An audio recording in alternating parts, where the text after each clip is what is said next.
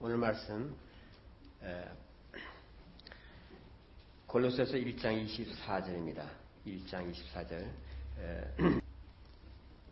나는 이제 너희를 위하여 받는 괴로움을 기뻐하고 그리스도의 남은 고난을 그의 몸된 교회를 위하여 내 육체에 채우노라.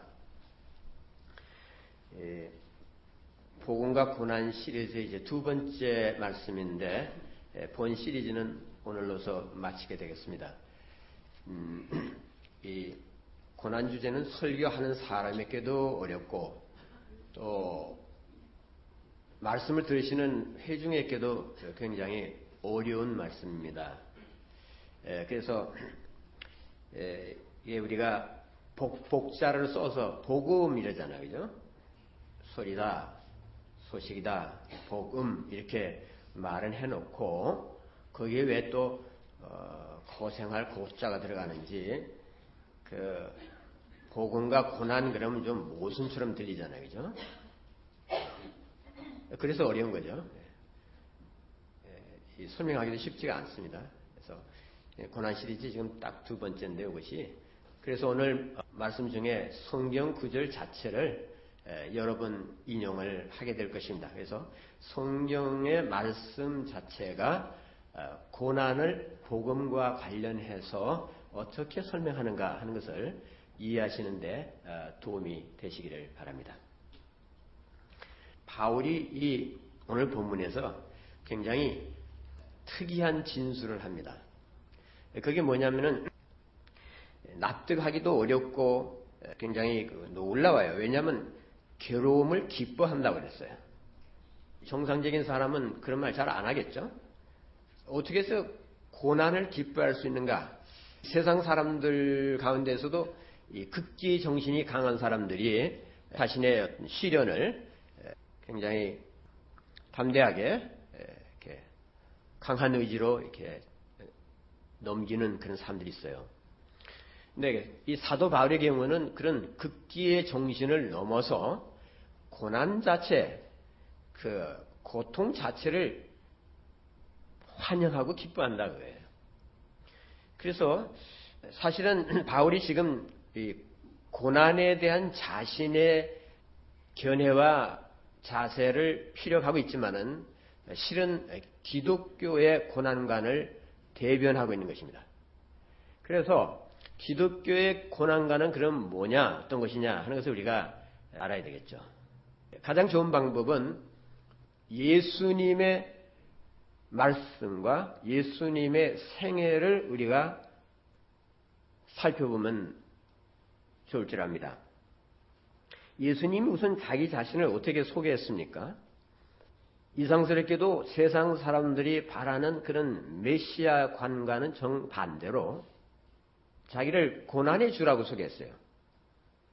승리의 주가 아니고 다른 사람들에게 복종을 요구하는 그런 의미에서 주권을 행사하는 그런 군사적인 정치적인 메시아가 아니라 섬기기 위해서 왔고 자기를 낮추기 위해서 오셨고 또 고난을 다른 모든 죄인들을 위해서 받기 위해서 오신 분이라 그랬어요. 그래서 일반 세속적인 세상적인 잘못된 메시아관과 완전히 차이가 있습니다.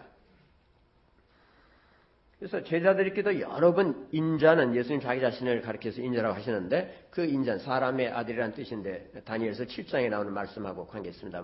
그 얘기까지 들어갈 필요는 없고 어쨌든 인자는 고난을 반드시 받아야 된다. 그렇게 여러 번 말씀하셨어요. 근데도 제자들 귀에는 그 말씀이 들어오질 않았어요. 왜냐하면 메시아에 대한 그릇된 자신들의 사상과 기대가 있었기 때문에 사람이 왜 듣고 싶은 말만 듣잖아요.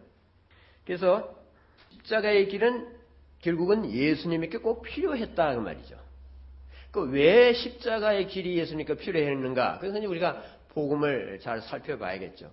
어쨌든 하나님께서 우리 인류에게 복을 내리기 위해서 우리 인류를 죄인들을 죄와 사망과 정죄와 지옥의 심판으로부터 우리를 구출하기 위해서 예수의 고난은 필요했다는 것입니다. 그래서 그 길밖에 없다는 거죠. 유일한 구원의 길이 제공되는데 그것은 예수 그리스도의 고난을 통해서 되는 것이라 그러죠. 그래서 예수님은 먼저 자기 자신이 낮아짐이 먼저 있고 그 다음에 받으시는 영광이 따른다고 하셨습니다. 그리고 실제로 그렇게 되셨죠. 근데 이제 문제가 뭐냐면 우리들은 이 순서를 다 싫어해요. 다들 뭐 영광 먼저 받기 원하잖아요. 그죠? 주님이 우리 문제를 금방 그냥 확 풀어주시기를 원하죠. 즉각적으로. 그래서 만사가 형통하기를 원해서 우리가 아주 좋아하는 말 가운데 만사 형통이 있잖아요. 그죠? 성경에 보면 형통하리라 이렇게 번역된 뭐 시편 같은데 그런 말이 많이 나오는데 그 말을 참 좋아하는 것 같아요. 또 그렇게 돼서 가르치죠, 물론. 과거 이 부흥사경에 이럴 때는 주로 강사들이 뭘 어떻게 얘기했냐면 예수만 믿으면 그야말로 복 받습니다. 근데 그 복이 뭐냐? 뭐 사람들이 원하는 그런 복이죠. 있잖아요. 뭐 사업 잘 되고 자식 잘 되고 뭐 결혼 잘 되고 이 모든 문제 다 풀린다는 거죠. 부부 문제 금방 해결되고 경제 문제 금방 해결되고 진급 뭐 진학 문제 없다. 예수만 믿으면 된다. 그런 식으로 해서 집회를 가졌어요. 요즘은 뭐 그런 식으로 부흥회를 잘 하지 않는 줄 알아요. 그래도 그와 같은 사상의 영향을 받은 말씀들이 교회 강단에서 지금도 요가되지 않은 채, 걸러지지 않은 채 계속해서 흘러나오고 있어요. 스타일은 바뀌었을지 몰라도 사상은 그대로 있다는 거죠. 뭐 한마디로 말하면 만사형통이에요. 예수 믿으면 잘 믿으면 뭐 복 받는다. 잘 믿는 게 뭐냐 하는 건 이제 별개의 문제겠죠. 근데 물론 궁극적으로 잘 되죠. 예수를 믿으면. 이 세상 자체가 신천신지가 될 거 아니겠어요? 다 경신되고 죄의 흔적이 없고 질병이 없고 뭐 부부 문제 뭐 이 가정 문제, 자식 문제, 뭐 돈 문제, 뭐 기타 질병 문제 이런 거 없죠. 그런 새하늘과 새 땅이 될 것입니다. 그런데 그렇게 되는 과정에 있어서 고난이라는 것이 포함된다 이거예요. 우리는 그 과정 싫다요. 과정 싫고 그냥 결론만 주세요 이거예요.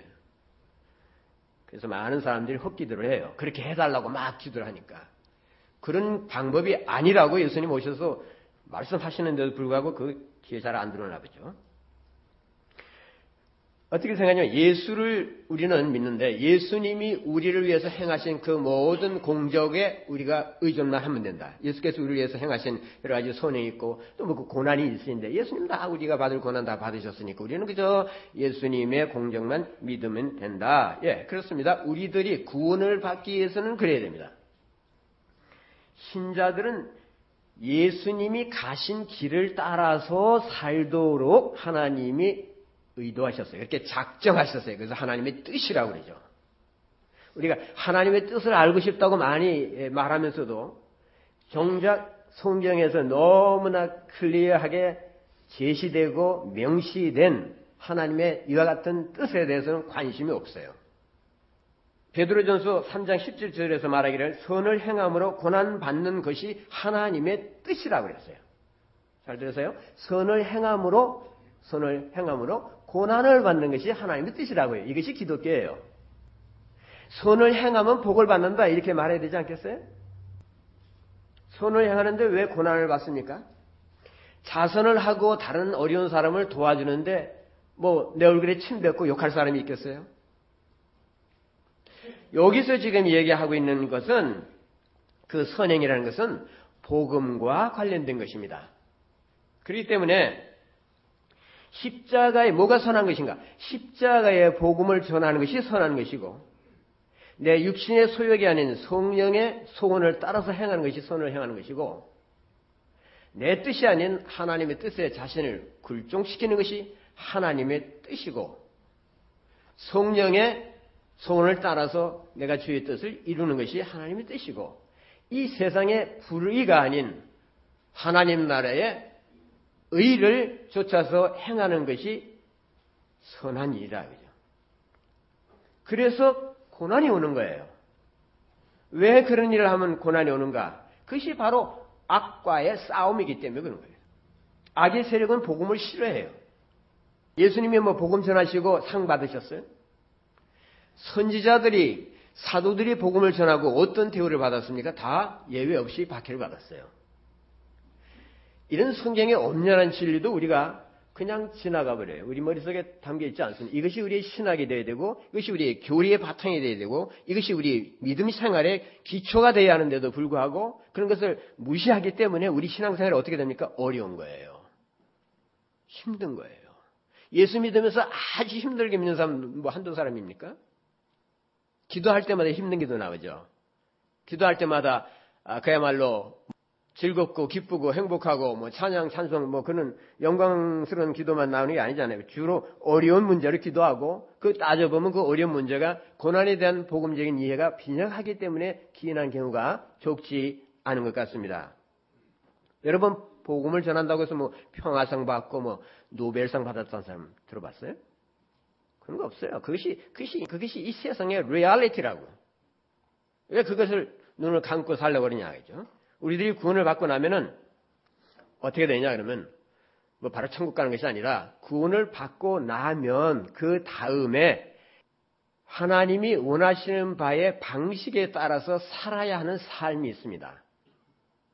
바로 성경은 그 삶, 구원 이후의 삶에 대한 책이라고 해도 과언이 아니에요. 물론 어떻게 하면 예수 믿고 구원받는가 그런 얘기도 있지만은 대부분은 뭐 90% 이상이 다 구원받은 이후에 하나님의 뜻에 따라서 사는 크리스천 라이프가 어떤 것인가 하는 것을 진술한 책이에요. 왜냐하면 대부분의 이 서신들이 글들이 예수를 믿는 사람들에게 이미 그리스도를 자신의 구주로 받아들인 교인들에게 쓴 것이기 때문에 그래요. 그럼 하나님께서 신자들이 어떤 방식으로 살기를 원하시겠어요? 하나님이 원하시는 것은 예수 그리스도의 삶의 모델을 본받아서 살기를 원하십니다. 그래서 그리스도가 우리들의 삶의 모델이에요. 그러니까 예수께서 가신 그 길을 우리가 밟아서 쫓아가는 것입니다. 밟아서 쫓아가는 그 길에 고난의 요소가 반드시 들어있다 이거죠. 그 고난의 요소를 체험적으로 알지 못하면 나는 크리스천으로서 정통적인 교인이라고 볼 수 없죠. 적어도 신약교회가 말하고 있는 그런 교인들하고는 상당히 질이 좀 다른 것이죠. 그래서 예수님께서 일어난 일이 우리에게 그대로 적용이 돼야 합니다. 베드로전서 2장 21절을 보겠어요. 베드로전서 2장 21절 이를 위하여 너희가 부르심을 받았으니 그리스도도 너희를 위하여 고난을 받으사 너희에게 본을 끼쳐 그 자체를 따라오게 하려 하셨느니라. 제가 본을 끼쳐 그때 언더라인 했는데 그게 보이나 모르겠습니다. 자, 이 말씀을 유의하세요. 여기 보면은 예수님이 받으신 고난의 목적이 뭐라고 그랬어요? 우리들이 받을 그런 고난을 다 제거하기 위해서 예수님이 고난 받으셨다고 그랬습니까? 아니죠. 우리들의 모본이 되기 위해서 고난을 받으셨다고 그랬어요. 그러니까 우리에게 고난이 온다는 것을 전제한 말씀이죠. 그 고난을 받을 때 주님께서 어떻게 자신의 고난을 대하고 받으셨는지를 잘 살펴보고 그 모본을 따라서 그대로 행하라 그런 말이죠. 근데 우리가 그렇게 하고 있어요? 로마서 15장 5절과 6절도 보시겠습니다. 15장 5절 6절 이제 인내와 위로의 하나님이 너희로 그리스도 예수를 본받아 그것도 언더라인 된 거예요. 예수를 본받아 서로 뜻이 같게 하여 주사 한 마음과 한 입으로 하나님 곧 우리 주 예수 그리스도의 아버지께 영광을 돌리게 하려 하노라. 우리가 예수님을 본받는다 그러면은 주로 어떤 걸 생각합니까? 아마 친절하고 온유하고 자비하고 사랑이 많고 오래 참고 뭐 그런 것들을 생각하죠. 물론 그와 같은 예수님의 성품을 우리가 닮아야 합니다. 그런데 그와 같은 성품이 어떻게 오죠? 그 같은 성품은 고난의 삶이 없으면 올 수가 없어요. 고난을 통해서 오는 것들입니다. 왜냐하면 그 다 그런 성품을 우리가 소유하게 되는 것이 자기 부정이기 때문에 그렇거든요. 자기를 부정해야 돼요. 예수님이 제자들이 어떻게 살라고 가르쳤습니까? 누구든지 나를 따라오려거든 자기를 부인하고 자기 십자가를 지고 나를 따를 것이니라. 예수님은 어떻게 따른다고요? 그냥 맨손으로 따르는 것이 아니라 믿음 있습니다 하고 믿음만 내세우고 따르는 게 아니라 자기 십자가 지고 따르라고 했어요. 자기 십자가 지지 않으면 예수 따르는 거 아니죠. 자기를 부인하라는 말씀이죠. 그래서 그것이 고난이죠. 이 말씀은 저 자신을 물론 포함해서 우리 크리스천들이 가장 잘 순종하지 않는 말씀 같아요. 누구든지 나를 따라오려거든 자기를 부인하고 자기 십자기를 주고 나를 따라오려는데 그 말씀을 우리가 얼마나 순종하고 있어요. 그래서 우리가 이 말씀 앞에서 날마다 머리를 조아리고 사실 회개해야 합니다. 예수님께 사실이었던 것은 그의 제자들인 우리들에게도 사실로 적용되어야 합니다. 그래서 우리들도 주님처럼 자기를 부인하는 고난의 길에서 겸비하고 온유하고 오래 참고 인내와 순종으로 하나님을 섬겨야 하는 것이죠. 그래서 구원을 받기 위해서 고난받으라는 말씀이 아니에요.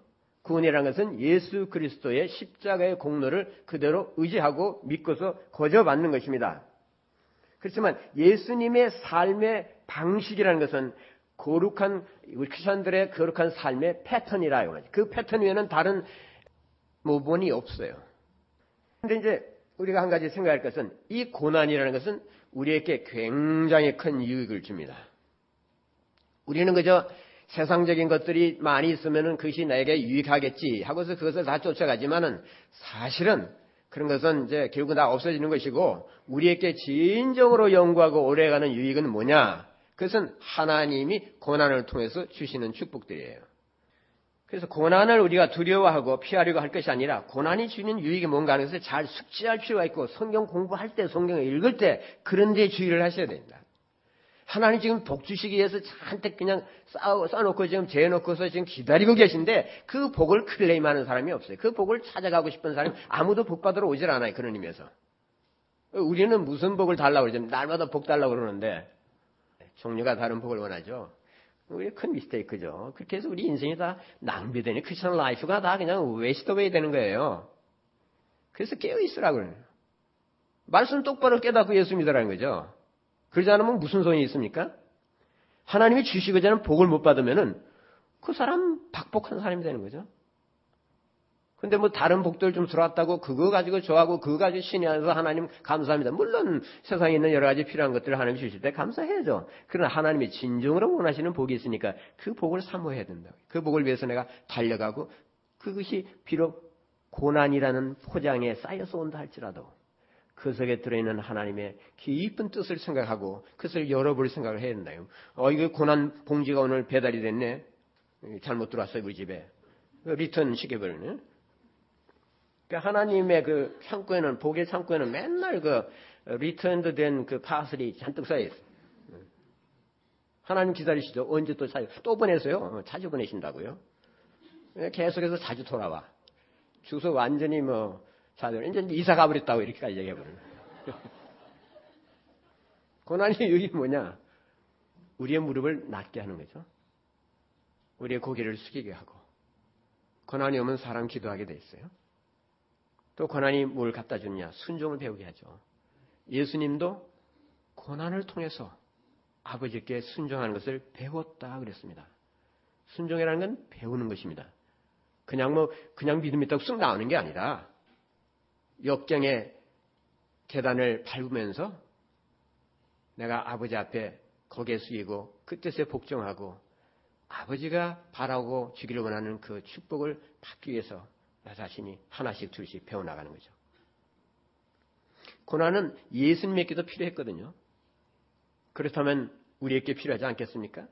그래서 우리도 다 이 고난의 학교에 입학해서 우리의 인품이 영그러져야 되고 또 그것을 통해서 하나님의 뜻을 따라서 사는 훈련을 날마다 받아야 합니다. 고난이 주는 또 다른 유익은 뭐냐면 우리를 영광의 자리로 인도합니다. 고난이 가는 목표가 뭐냐? 끝점이 뭐냐? 그것은 영광의 좌석이에요. 주님께서 자기를 낮추시고 죽기까지 복종하셨을 때 어떤 결과가 나왔어요? 빌립보서 2장 9절에서 11절 말씀을 보십시오. 빌립보 2장 9절에서 11절. 이러므로 하나님이 그를 지극히 높여 모든 이름 위에 뛰어난 이름을 주사 하늘에 있는 자들과 땅에 있는 자들과 땅 아래에 있는 자들로 모든 무릎을 예수의 이름에 꿇게 하시고 모든 입으로 예수 그리스도를 주라 시인하여 하나님 아버지께 영광을 돌리게 하시느니라. 우리가 생각할 때는 예수님이 뭐 하나님의 아들이시니까 뭐 당연히 아버지께서 그 아들을 높이시고 주권을 크게 행사하시고 하는 거 그거 당연하지 않은가 이렇게 생각할지 몰라요. 그러나 전혀 그런 것이 아닙니다. 왜냐하면 방금 우리가 읽은 그 빌립보서 2장 9절이 어떻게 시작합니까? 그러므로로 시작하죠. 그러므로라는 건 그 위에 말이 있다는 것이죠. 그 위에 말이 무슨 말이에요? 예수님이 자기를 낮추시고 고난을 받으시고 아버지의 뜻에 죽기까지 순종하셨다는 말씀이죠. 그래서 영광의 자리에 앉으셨다고 말이죠. 예수께서 십자가 이후에 부활승천 하셔서 받으신 자기의 상이었습니다. 하나님께서 우리로 하여금 우리의 연약성을 이해하시고 우리의 인간됨을 아시고 우리가 어떻게 하면 하나님께서 원하시는 바의 그 목표에 도달하고 하나님 주시는 충만한 복을 받을 수 있을까 생각하셔서 우리에게 주시는 것이 또 하나 있습니다. 그게 뭐냐면 동기부여라는 거예요. 동기부여. 우리들이 고난을 잘 참고 견딜 수 있도록 동기부여라는 이름의 상을 주신다고 말이죠. 동기부여 그러면 뭐 세상 사람들이 뭐 보너스 주고 뭐 하고 뭐 이런 식의 어떤 상리적인 그런 아이디어에서 나온 것이 아닌가, 뭐 사람 이용하는 거 아닌가, 노동력 착취하려고 뭐 그렇게 생각할지 모르지만 사실은 그런 것이 아니라 뭐 세상에서 그래서 악용하기도 합니다. 원래는 하나님이 우리 인간들에게 넣어준 메커니즘이에요. 그것을 세상 사람들이 연구해가지고 사용하는 거죠. 뭐 비즈니스에. 우리에게 동기부여가 필요해요. 인간은 동기부여가 필요한 존재로 지음을 받았어요. 그래서 하나님께서 우리에게 동기부여를 하십니다. 많이 하세요. 야고보서 1장 12절 보시겠어요? 시험을 참는 자는 복이 있나니 이는 시련을 견뎌낸 자가 주께서 자기를 사랑하는 자들에게 약속하신 생명의 면류관을 얻을 것이기 때문이라. 뭐 때문에? 생명의 면류관을 얻을 것이기 때문에. 이 말씀은 시련을 견디면은 고난을 많이 받으면 천국에 들어간다. 그런 말씀이 아니라 구원이라는 것은 믿음으로 거저받는 것입니다. 뭐 시련을 견디고 뭐 고난 받고 그런다고 해서 천국 들어간 게 아니죠. 여기서 말하는 것은 이 생명의 면류관은 상을 얘기하는 것이에요. 유업을 얘기하는 것입니다. 기업을 말하는 것입니다. 그래서 면류관은 왕권을 상징하잖아요. 그래서 이렇게 시험을 참는 자는 그리스도와 함께 그 왕권을 나누고 누린다는 그런 말씀이죠. 또 히브리서 10장 35절 36절 보시겠어요? 그러므로 너희 담대함을 버리지 말라. 이것이 큰 상을 얻게 하느니라. 너희에게 인내가 필요하면 너희가 하나님의 뜻을 행한 후에 약속하신 것을 받기 위함이라. 여기서도 약속하신 것은 구원받는다는 얘기가 아니죠. 그 문맥으로 분명하잖아요. 앞에서 이것이 큰 상을 얻는다. 무엇이? 너희 담대함을 버리지 않을 경우에. 그래서 그 큰 상이 바로 약속하신 것이죠. 그러니까 우리들의 구원은 우리의 뭐 인내나 선행으로 받는 것이 아니고 거기에 대한 대가로 받는 건 아니죠. 히브리 교인들이 이미 예수 그리스도를 믿는 사람들이었어요. 그 사람이 이미 믿음이 있었어요. 그러나 그들이 그런 박해에도 불구하고 어려움을 많이 겪었는데 그럼에도 불구하고 서로 친절을 베풀고 자선을 베풀고 서로 불쌍히 여기고 고난에도 불구하고 후한 사랑 속에서 그리스도에 대한 믿음을 꺾지 아니하고 계속 유지하고 있으면 그러면 약속된 유업에 어떤 상을? 큰 상을 얻는다고 그랬어요. 무슨 말이에요? 그렇게 하지 않으면 큰 상이 없다는 뜻이죠.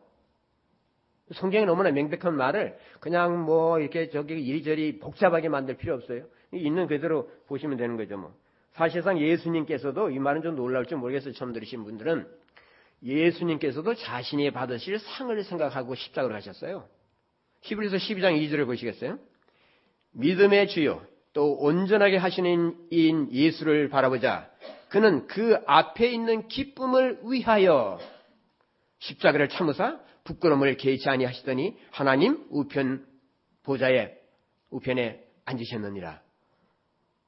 여기 보니까 그 앞에 있는 기쁨을 위해서 십자가를 하시고 고통을 참으셨다고 그러는데 그 앞에 있는 기쁨이 뭡니까?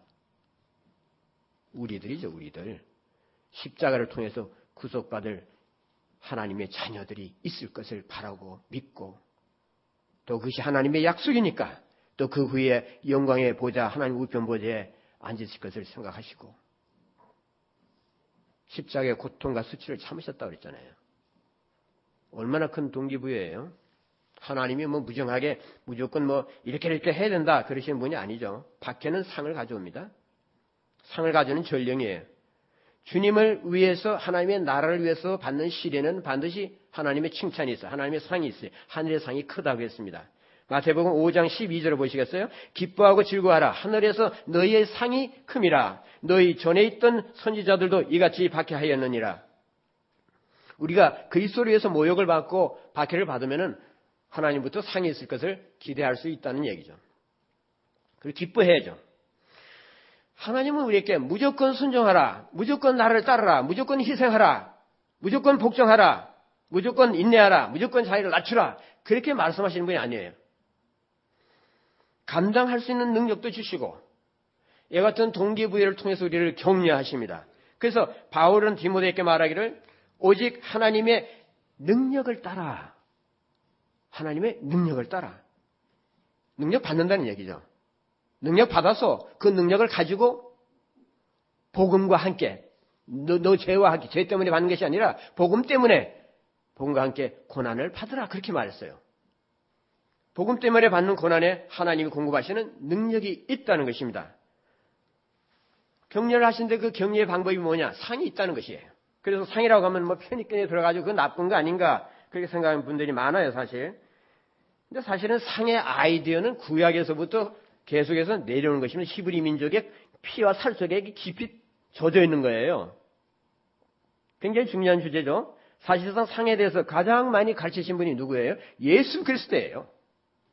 그럼 예수님이 그렇게 가장 많이 가르친 가르침을 왜 그걸 관심 안 갖고 그냥 뭐 그런 거 얘기하면 뭐 이상하게 생각한다든지 믿음이 낮다든지 뭐 이렇게 유치하게 본다든지, 물론 뭐 이렇게 상업주의적으로 부흥사들이 뭐 상상해가지고 아주 밭을 벼러놓은 건 사실 버려놨어 완전히. 그렇지만 그 밭 그냥 포기하고 새로 읽어야죠. 성경 말씀대로. 예수님은 그를 따라가기 위해서 자기 십자가를 지고 가는 제자들에게 뭐라고 말씀하시냐? 인자가 아버지의 영광으로 그의 천사들과 함께 오리니 그때 각 사람이 행한 대로 갚아주리라. 행한 대로. 하나님께서는 우리가 행한 것이 악행이든 선행이든 그대로 갚아주십니다. 악은 악행에 따라서, 선은 선에 따라서, 그 양에 따라서 갚아주시는 하나님은 우리에게 큰 격려도 되지만 아주 큰 경고도 됩니다. 그리스도를 위해서 고난받는 자들에게는 하늘의 상이 쌓여져 있다고 예수님이 직접 말씀하셨어요. 그래서 주님의 재림 때 그런 사람들에게는 어떨까요? 주님 위해서 고난을 당하고 하나님 나라를 위해서 희생하고 피땀을 흘린 그 사람들은 어떻게 해서 아주 즐거워할 것입니다. 물론 모든 신자들이 다 기뻐하죠. 그거 뭐 당연한 얘기예요.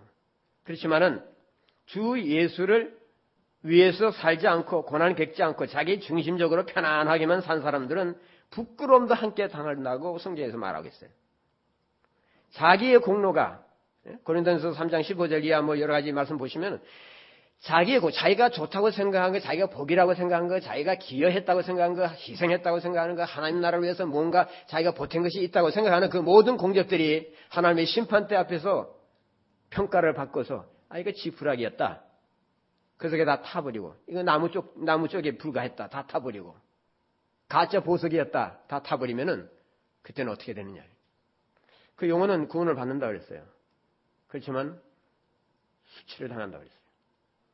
물론 그 사람들도 예수의 대속을 믿었기 때문에 천국에 들어가는 것은 사실이에요. 우리는 그리스도를 믿음으로 말미암아 들어가지 우리 행위에 의해서 들어가는 건 아니에요. 그렇지만 주를 위해서 살지 않은 사람들에게는 부끄러움이 기다리고 있다는 거죠. 그러니까 그렇게 살지 말라. 그것이 가능하니까 그런 경고를 한 거 아니겠어요?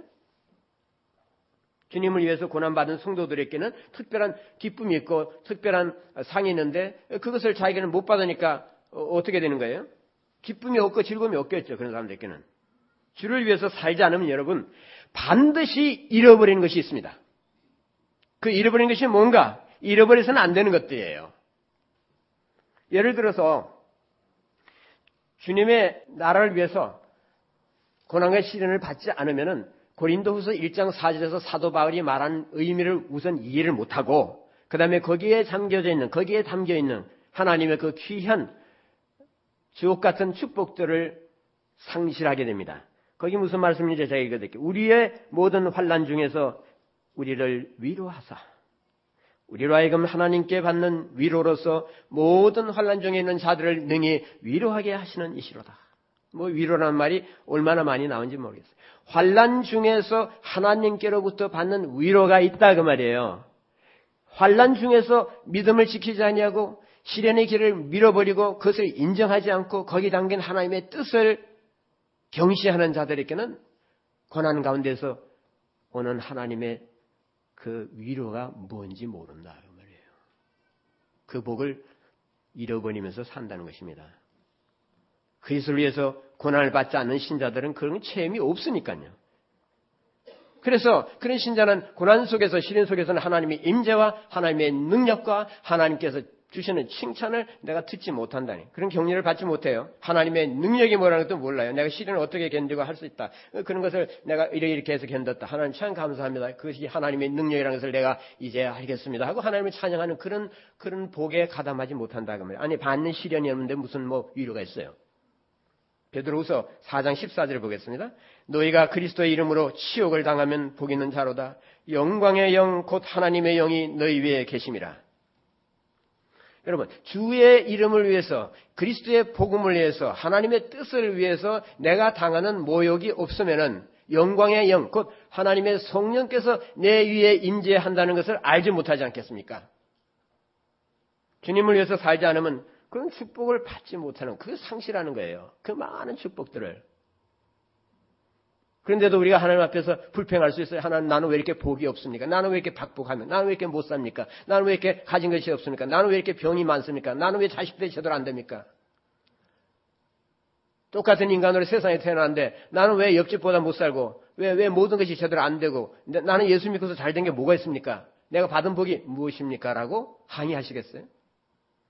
하나님께서 내가 너에게 늘 날마다 복을 주기 위해서 복의 파설을 맨날 보내지 않았느냐?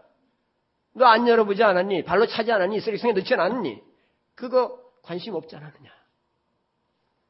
너희가 성경을 보되 예수께서 바리새인들에게 유대인들에게 말씀하시고 성경을 보는 왜 보느냐? 거기에 영생이 있기 때문에 본다. 거기에 생명이 있기 때문에 본다. 거기에 진리가 있기 때문에 본다고 그러죠. 거기에 하나님의 뜻이 있고 하나님의 복이 있으니까 그걸 보지 않느냐? 여기 이렇게 쓰여진 것을 읽어보지 못하였느냐 이렇게 말씀하셨잖아요. 그런데 성경을 읽는데 어떻게 읽느냐 중요한 거죠. 무엇을 읽느냐 중요한 것이고 무엇을 이해하느냐 중요한 것이고 성경에서 말하고 있는 복을 찾아서 그것을 따라가야 되고 그것을 받는 것이 하나님의 뜻이잖아요. 그게 하나님 좋아하시죠. 내 자식이 내가 원하는 복을 찾고 그걸 받아야 내가 부모로서 기쁜 것이지 엉뚱한 걸 가서 복이 아닌데 복이라고 해도 그 별로 레벨이 낮은 것인데 거기에 모든 것을 걸고 살라고 그런다고 하면 얼마나 답답하겠어요. 이제 우리가 한 가지 자문해 볼 것이 있습니다. 그게 뭐냐면 나에게는 주 예수를 위해서 살기 때문에 그분의 복음의 진리를 위해서 내가 살기 때문에 내게 오는 시련이 있느냐 하는 것입니다. 내게 그런 고난이 있습니까? 우리 교회가 그런 고난을 체험하면서 살고 있습니까? 사실 솔직하게 따져놓고 보면은 우리 각자의 인생의 고난들이 다 있는데 대부분의 고난은 우리 자신들의 잘못이라고 해도 과언이 아닌 것 같아요. 우리의 죄 때문에, 우리의 오판 때문에, 상황을 잘 모르고서 판단 잘못한 것 때문에, 잘못된 결정 때문에, 뭐 그런 것 때문에 오는 고난이 더 많은 것 같거든요. 그렇지 않으면 그죠? 이 세상에, 이 불완전한 세상에, 죄악된 세상에 태어났으면 누구나 겪을 수 있는 그런 인생살이의 고통들. 막 그것이 고작이 아닌가 싶어요. 근데 여기서 사도 바울이 말하고 있는, 본문에서 말하고 있는 고난은 그런 것이 아니고 예수 그리스도의 복음과 관련된 것입니다. 하나님의 구원 목적과 하나님의 구원의 뜻과 관련된 것이에요. 그래서 주님이 가르침과 그 모본을 따라서 살려고 하기 때문에 오는 고난을 얘기하고 있는 것입니다.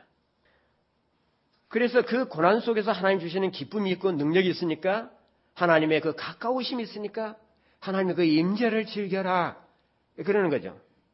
물론 하나님께서는 우리가 겪는 이 보편적인 고통들 또 내 잘못 때문에 여러 가지 그 상황적인 시련들 그것에 대해서도 하나님은 자비하셔서 동정하세요. 너무 그랬으니까 너 잘못이잖아. 너 싸다. 그렇게 말씀하시는 분은 아니거든요. 그런 마음을 가지신 분으로 십자가 가실 리가 없잖아요. 우리의 모든 잘못과 우리의 모든 실수와 우리의 모든 오판과 이 어리석음을 하나님께서 오래 참으시고 동정하세요. 그래서 하나님께서는 그 모든 우리의 실수와 우리의 불필요한 고난을 통해서도 선을 이루실 수 있는 분입니다. 그것을 은혜의 통로로 삼으실 수 있어요. 그러나 신약에서 집중적으로 다루고 가르치는 문제는 뭐냐면 그리스도 안에서 복음 때문에 당하는 고난입니다. 거기에 대해서 우리가 얼마나 알고 있어요? 신약은 목이 터지라고 얘기하고 있는데 우리는 거기에 대해서 뭐 전혀 들리는 것도 없고 무슨 소리 하나 싶고 듣고 싶지 않고 그런 상황에 대해서는 굉장히 유감된 일이겠죠. 근데 실제로 그리스도를 위해서 그리스도 때문에 하나님의 뜻을 성취하기 위해서 하나님의 그 복음의 그 진리를 붙잡았기 때문에 그것 때문에 고난을 당하는 사람들을 보면은 대체로 잘 감당하는 편이에요.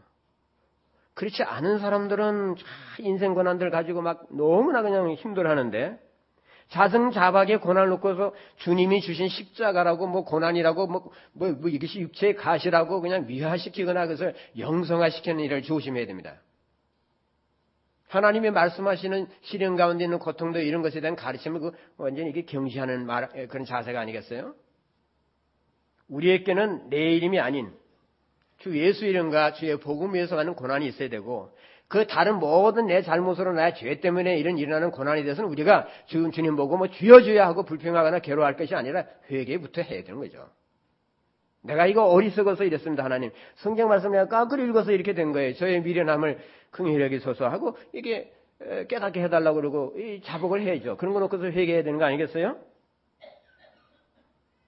우리는 그러한 고난 속에서 하나님의 위로를 체험하고 주님이 허락하셔서 오는 그런 복음 때문에 오는 고난 때문에 거기서 하나님의 위로를 체험하고 하나님의 합당한 자녀라는 것을 인정을 받아야 됩니다. 그래서 그와 같은 교인들로 채워진 그 교회가 좋은 교회예요.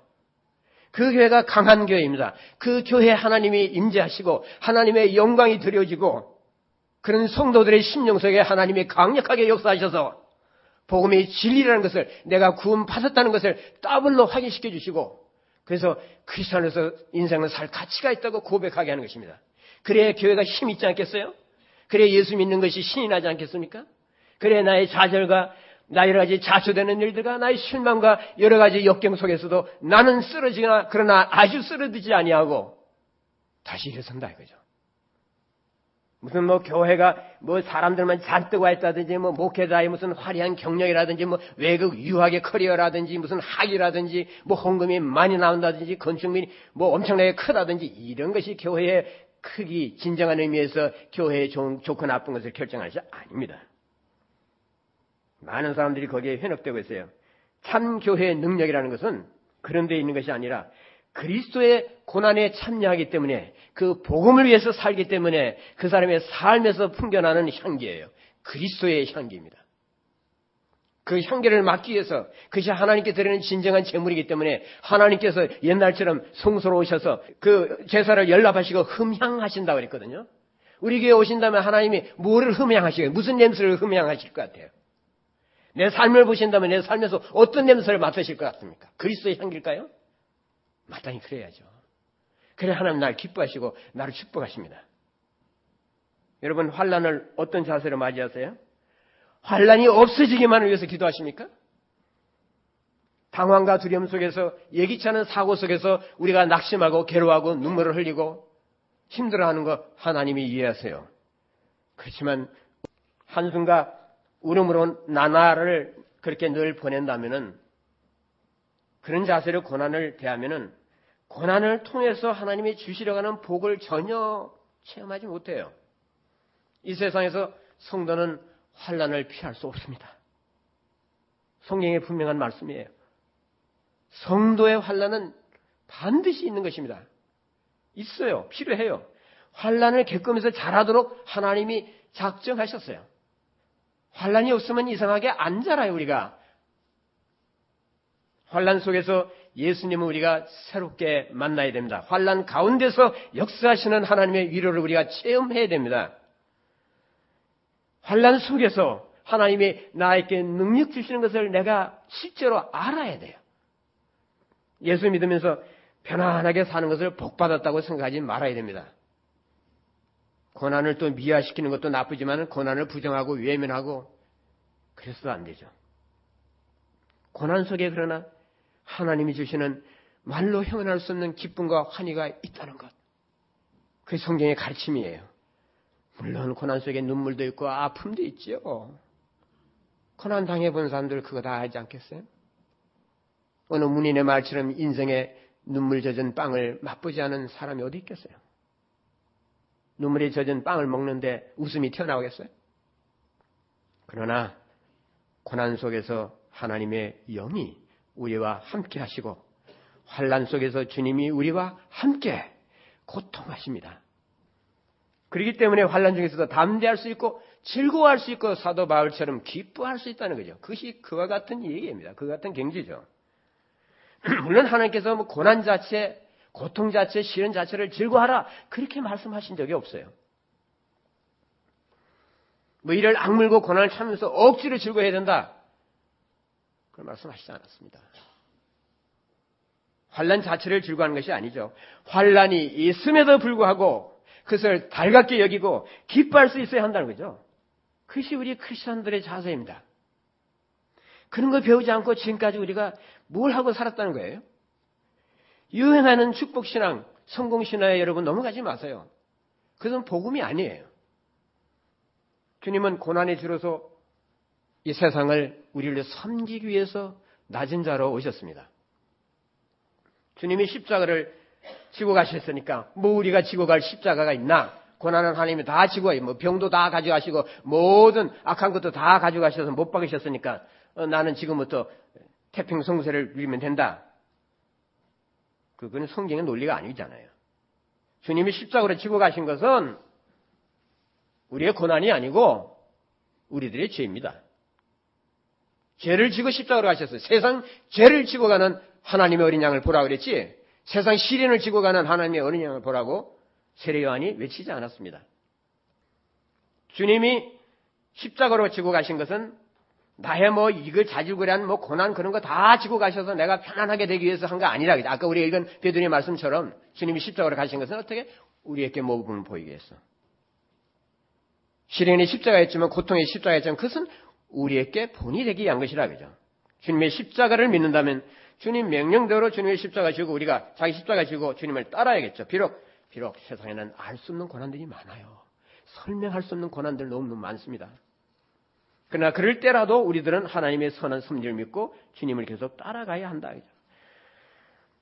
인생살이에는 이해할 수 없는 고난들이 많아요. 왜 나는 고칠 수 없는 이 불치의 병에 걸려서 죽음을 앞보고 있을까? 왜 나는 날마다 무덤을 생각해야 될까? 왜 나는 나도 멀쩡하고 내 아내도 멀쩡한데 왜 내가 낳은 자식은 그렇게 지체화가 되고 정신적인 결함이 있을까? 왜 나는 잘못된 배우자를 만나서 이 평생을 이렇게 고통을 받으면서 살아야 하는가? 왜 나는 장사 이렇게 안 되는가? 뼈 빠지게 벌려고 애를 썼는데 왜 이렇게 안 되는가? 왜 나는 그때 그 장소에서 그런 변을 당했을까? 왜 나는? 그런 말 끝없이 이어집니다.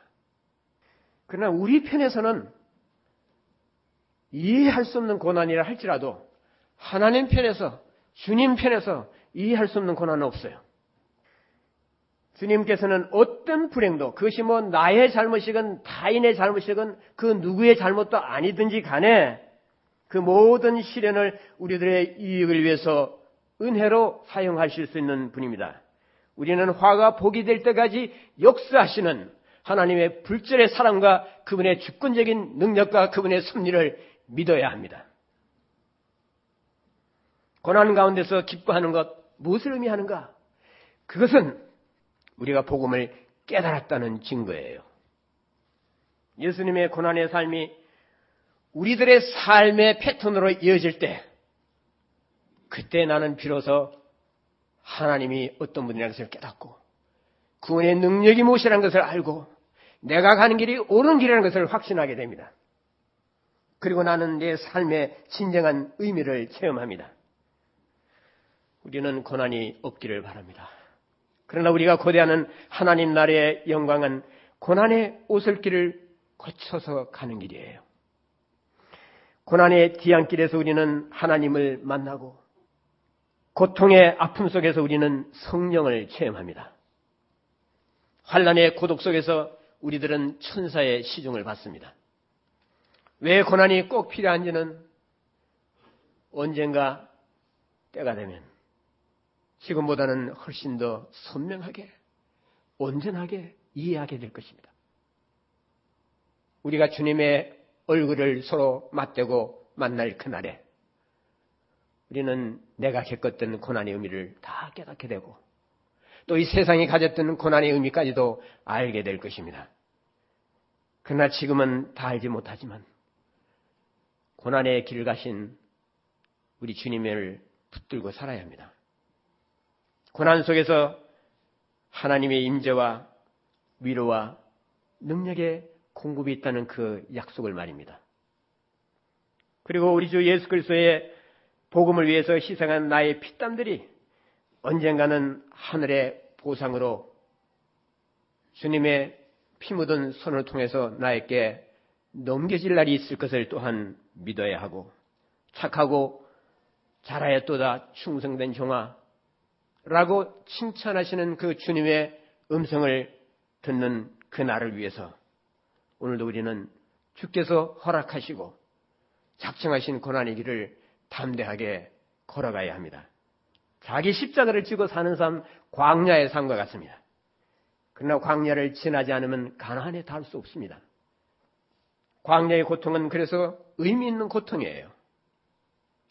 주님을 따라가는 갈보리 길은 자갈이 있고 가시밭길이 있고 내 무릎을 깨지게 하는 일들이 있고 내 눈에서 눈물이 쏟아지게 하는 일들이 있어요. 그렇지만은 그 길은 주님의 임재와 성령의 위로가 내리는 승리와 영광의 길입니다. 그래서 우리들의 고난들이 마침내 축복으로 변환되는 그날이 올 때까지 나의 모든 화를 모아서 복이 되게 하시는 하나님의 그 놀라운 사랑의 승리가 드러나는 그날까지 우리는 자비하신 주님께 소망을 두고 살아야 합니다. 그래서 우리도 마침내 사도 바울처럼 우리의 시련을 기뻐하느라고 고백할 수 있어야 합니다.